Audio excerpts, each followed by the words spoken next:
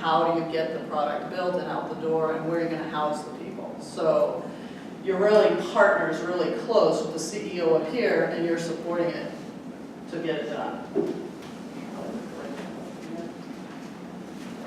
Yeah, these are the milestones. So Carly mentioned you'll be going through an onboarding process, and you have space inside the Innovation Hub so that you can work.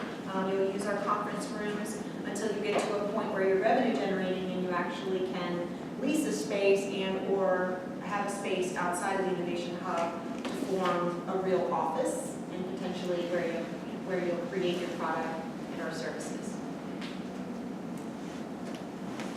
All right, so now I turn it over to Priya, who will talk about the CTO, CSO. There we go. All right, so the CTO she's one of them, right? The Chief Scientific Officer, Technology. So you own the technology, right? You know what you're selling, what it can do. And so therefore, as you're in that role, what you're going to do is make sure first you communicate.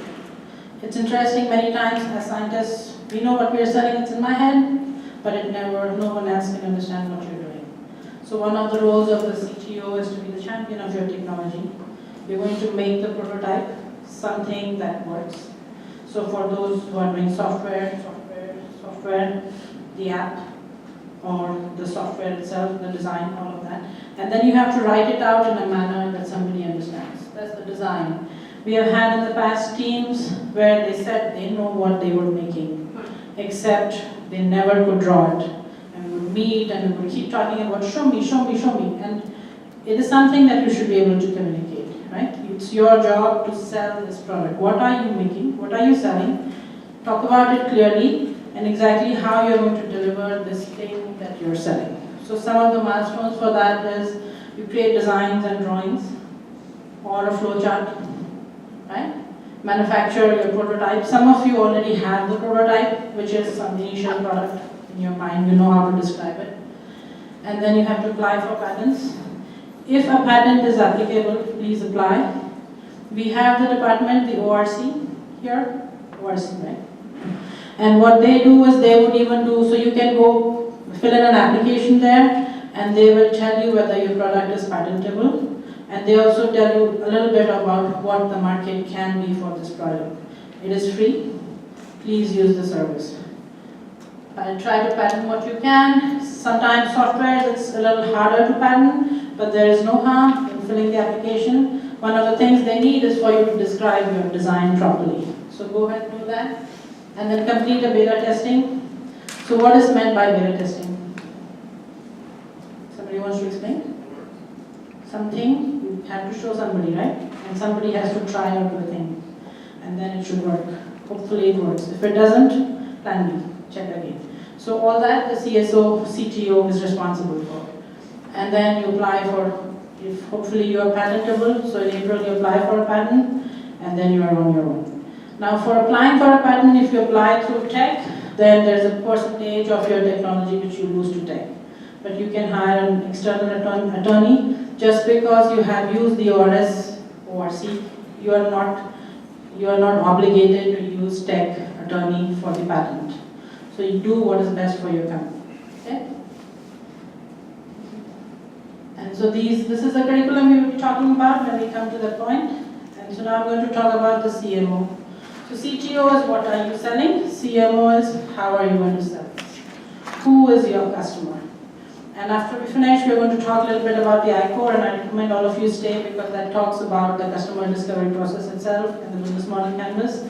And so the CMO's job, CMO is the person who goes and sells. That doesn't mean that he or she is doing it alone.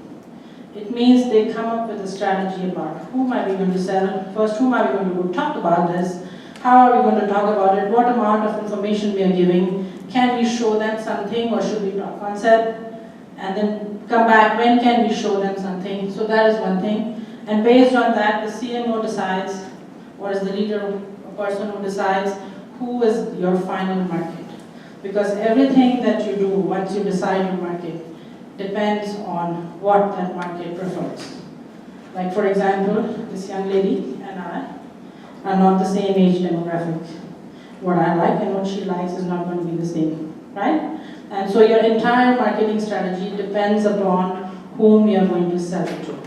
And so knowing who you're going to sell it to and doing all the market research, you're going to come up with the research, what questions you're going to ask, all of that is in the CMO role. And again, we will talk about there are certain milestones they need to meet. So one of the things that we have in this program is customer discovery, where you go and talk to your customers. And we require that in the first month, in July, you do 25. So you need to go have 25 interviews. After that, every month you need to do at least 10 interviews. Because one of the things we feel is as researchers, we are fond of our labs, we don't like to go out. So what we are doing in this program is forcing you to go out, right? And go talk to people. And so that's your thing, and then you, based on that, by August, you should have a primary customer. It is very important to understand who your customer is. And that's why we require you to go ahead and do that early, and then do your market survey, find out a price. One of the panelists talked about it. She came up with a low price when they went to the market. The market can support a higher price. Price is what the market supports, right? So you need to survey. So this is the job of the market CMO. Also creating a website. Okay? Any questions? So these are different roles that we have talked about, and I would require what we want before our first hub camp. We want you to start thinking about the roles that you want to take, because during that hub camp, we're going to talk about these and ask you what roles you're taking. Okay, thank you, Priya. All right, if everyone would just flip to the very end, the Accelerator Advanced Hub Camp syllabus. So this is your syllabus for the 2018 Advanced Hub Camp. And the reason I want to pull this out is not to go through it all with you. This will be available in digital version. There's some links here for resources that you need. The first one is your founder agreement. That resource will help you to learn a little bit about what a founder agreement is all about. You can read about it there. There's a template that I've given you that is a hot link, so you can take a look at that. And so spend some time on that and talk with your team, if you haven't already, about who's going to be doing what in terms of roles and responsibilities, who has the skills for what's missing, so that you can identify the right mentors and or know that you'll have to add team